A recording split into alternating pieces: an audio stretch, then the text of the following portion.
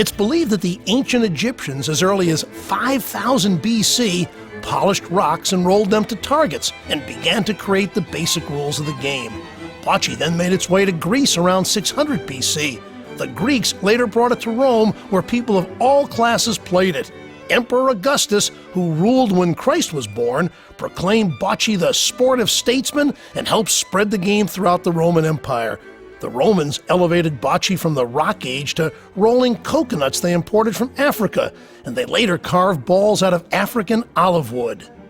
Bocce's popularity spread throughout Europe. In the 1500s, Shakespeare referred to bocce in several plays, and legend has it that in the late 1500s, with the Spanish Armada preparing to attack, Sir Francis Drake delayed the English defense until he finished a game of bocce.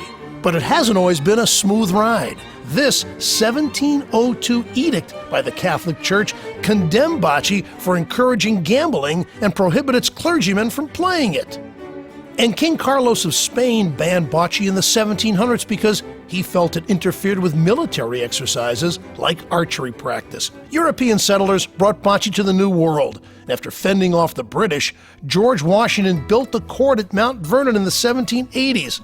But it was the flood of Italian immigrants to America in the early 20th century that gave bocce its biggest boost in the U.S.